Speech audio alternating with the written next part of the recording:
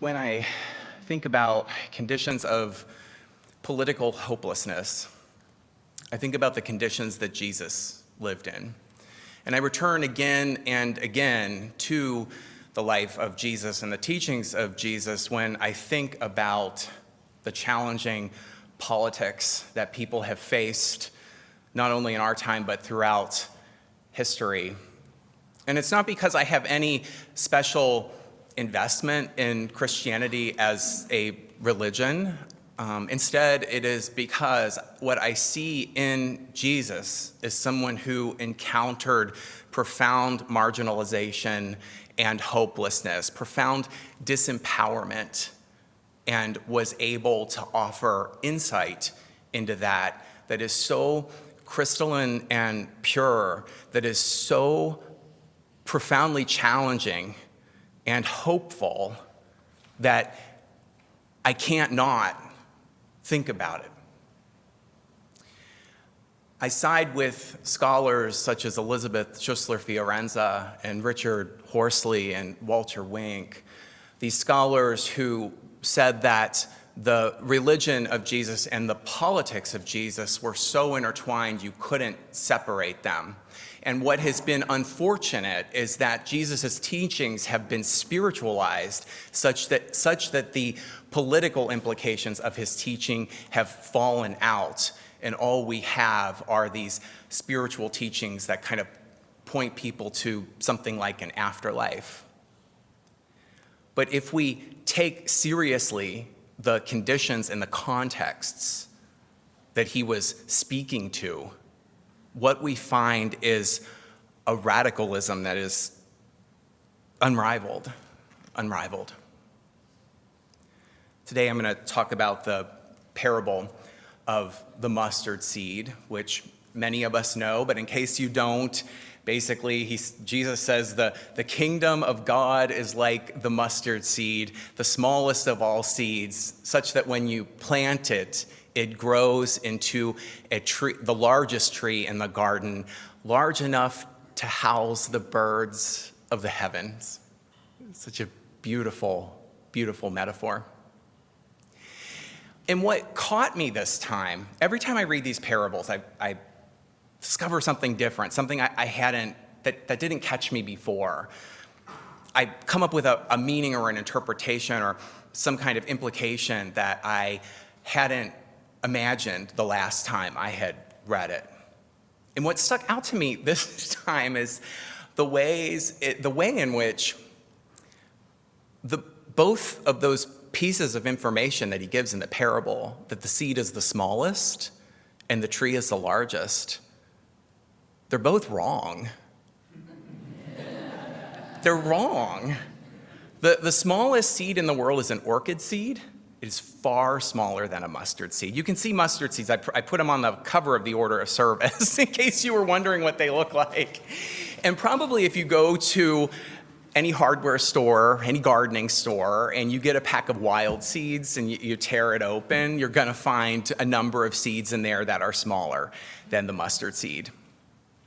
And then the other thing is that the mustard tree, the one that he was referring to, was probably the black mustard tree, which is really a shrub. It wasn't a tree. Anyway, it did have wood, but it was technically a shrub. And it would grow to like maybe yay tall, about that high. Tall, but not the tallest tree that could be in a garden. And so there's a lot of questions here. Why did he say something that is just on its face not true?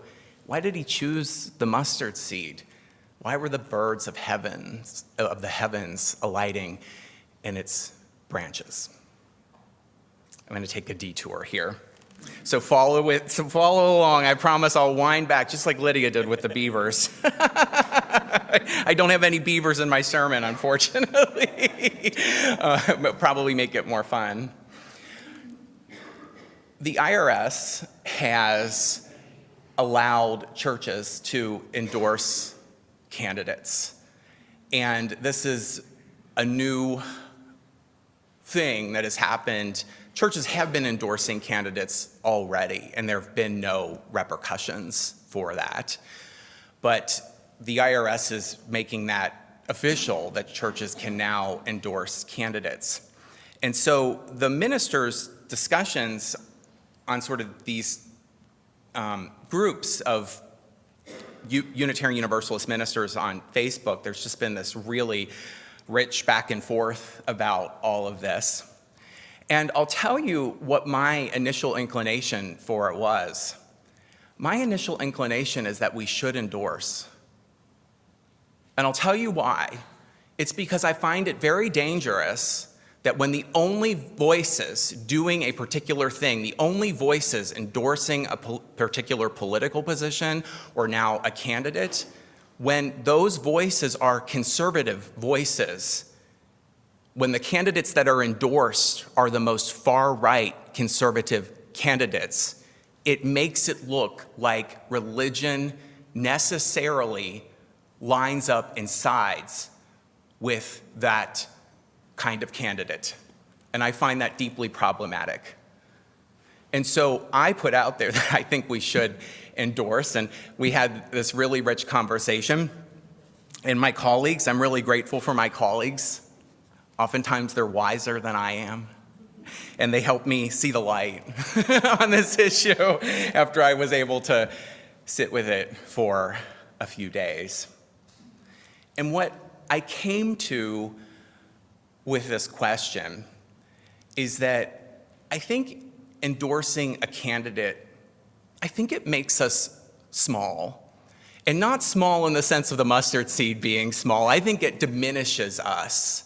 I think it takes us down a notch, because anytime that we yoke ourselves to a particular person, a human being who is going to have to make complicated compromises in political office, it ends up making our positions also compromised and difficult.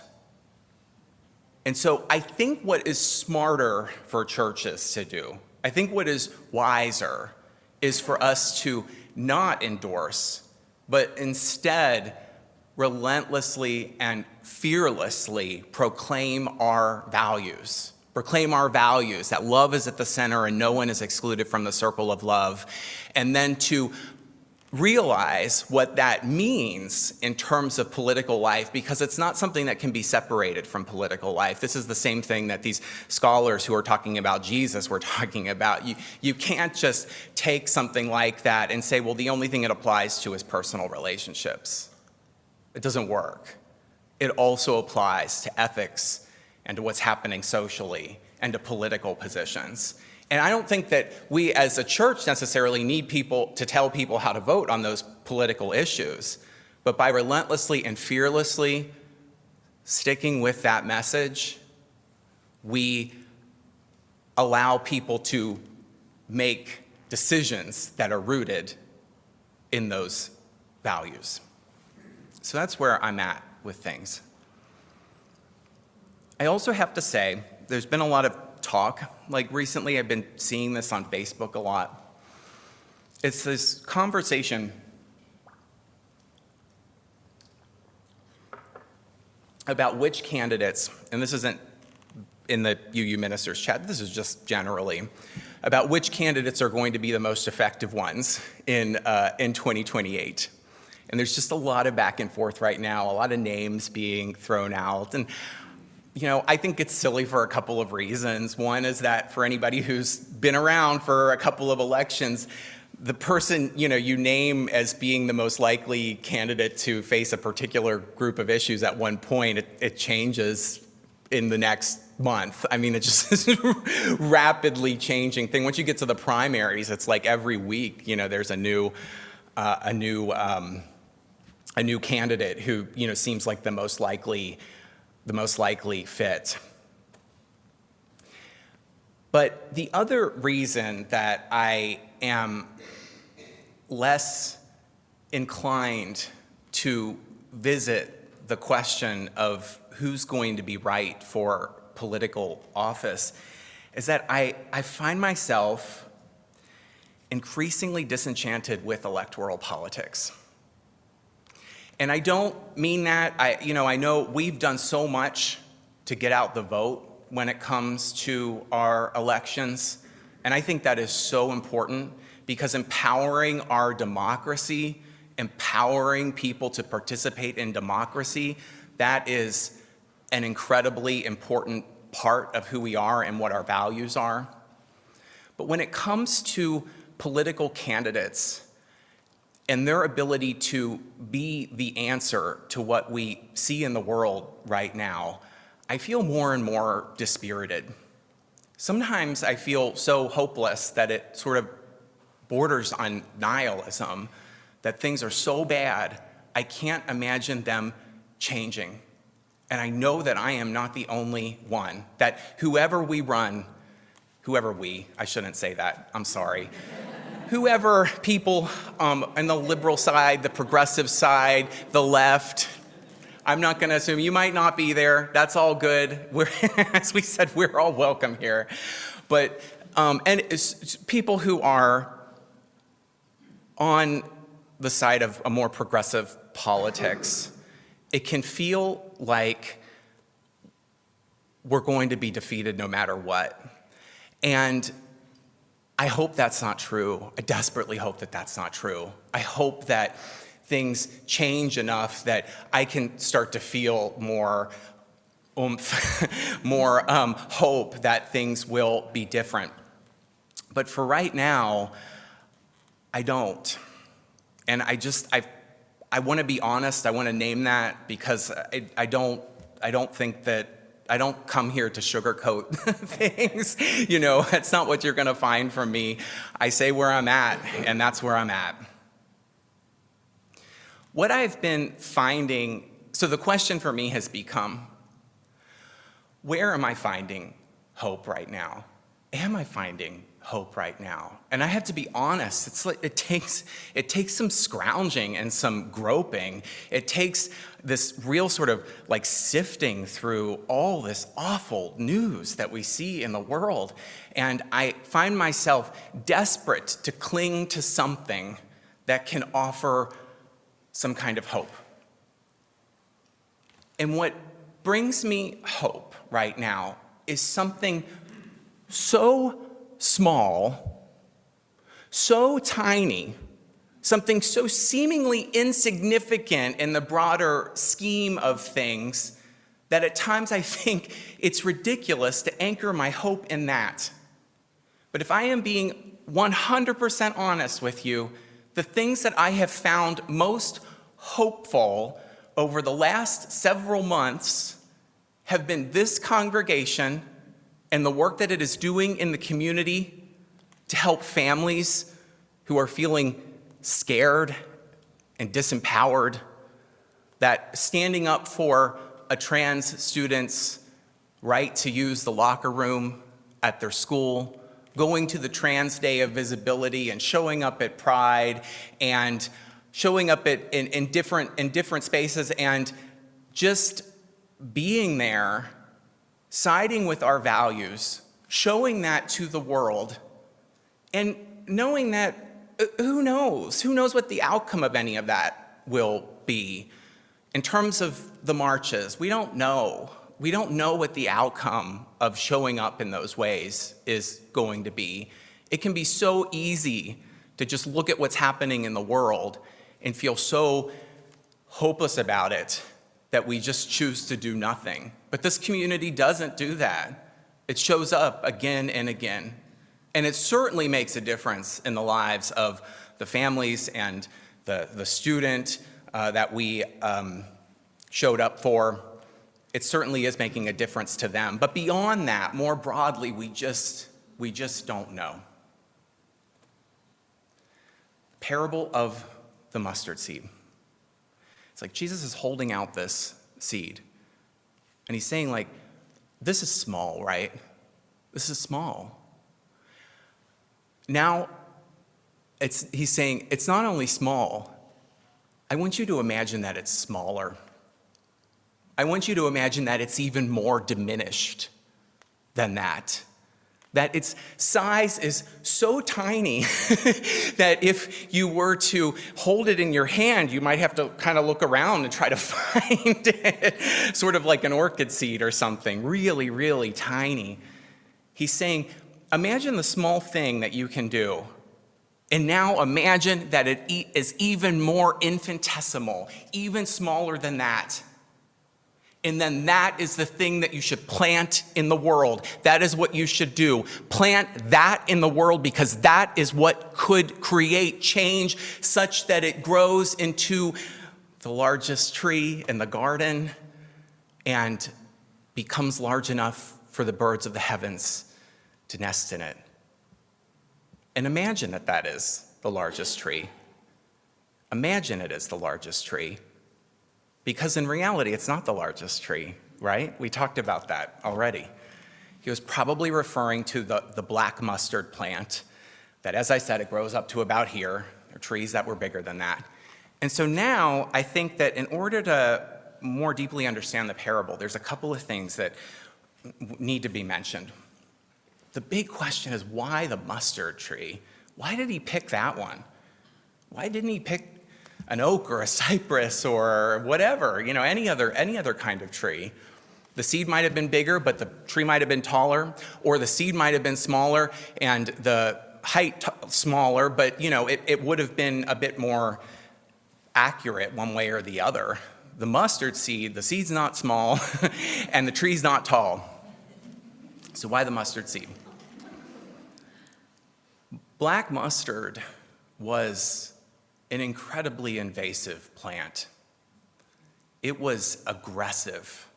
It changes the chemical in the soil, the chemical composition of the soil, the pH, so that it kills the other plants around it.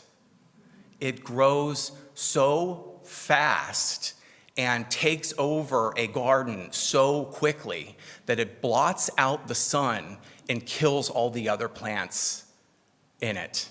And it is very, very difficult to eradicate. Imagine the seed of a buckthorn planted in your garden. That's very close to what Jesus is talking about. And so the parable of the mustard seed,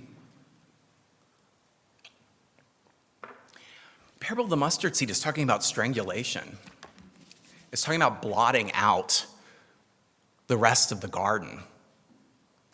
So what is it exactly that he thinks should grow so aggressively that it blots everything else out?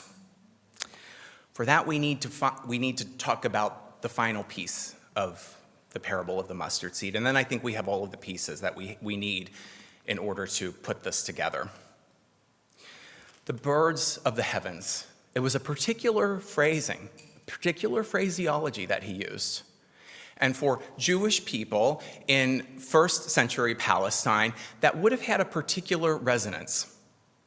The birds of the heavens, when they are referenced in the Hebrew scriptures, often, not always, but often, refer to birds that come to nest after an empire has been destroyed. And I'll give you this reading from Ezekiel. This is what I wrote down for my sermon today. This is my manuscript. On its fall, he's talking about Assyria here. And this is Ezekiel 31. On its fallen trunk settle all the birds of the heavens, and among its boughs all of the wild animals lodge. What this means is that God has issued an edict and has wiped the empire of Assyria off the map. And it is so desolate at this point, it is such a ruin at this point, that the only living things that can take up residence there are wild animals. It has been returned to nature, wiped off the face of the earth. It is about the destruction of empire. What is empire? What does it look like? It's domination It's violence. It's racism, it's sexism, it's believing that certain people are higher on a hierarchy and there are people who are lower on that hierarchy that should be used and abused, that you can exclude from the concept of dignity and worth, and you can push them aside. You can use them you can exploit them in order to have financial gain.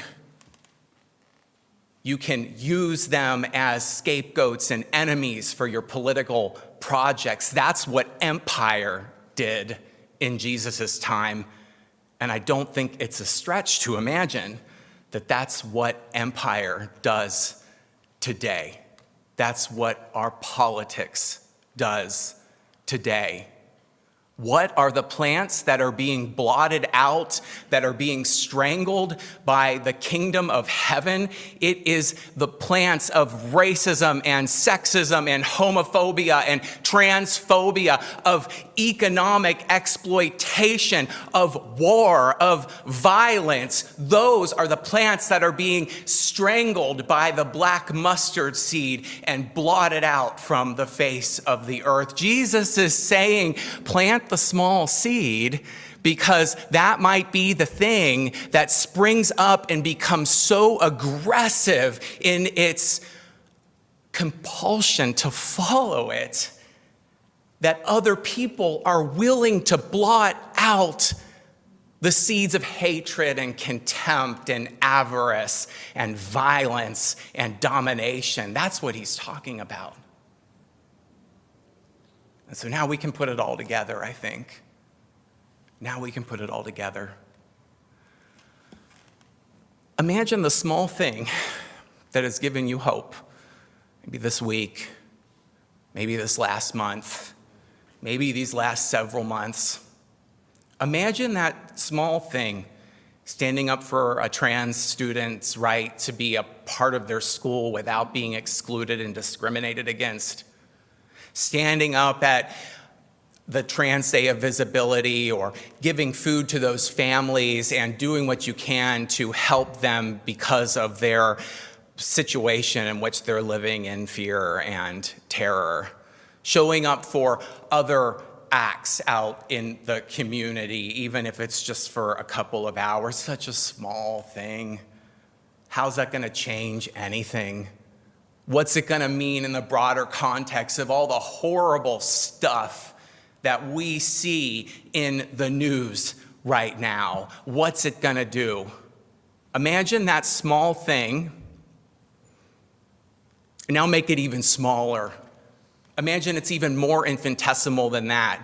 Imagine that the good that you see in that is even tinier. In fact, it's the tiniest little grain of good. Jesus says to plant that in the earth so that the mustard seed may grow up, because you don't know. That could be the very thing that grows into something you don't expect. None of us have control of the future. We cannot predict it. So take that small thing, plant it in the earth, and see that imagine that maybe it will grow in such a way that it becomes so aggressive it blots out the sun and strangles all of these other plants that are for hatred and exclusion and violence and domination, such that the kingdom of love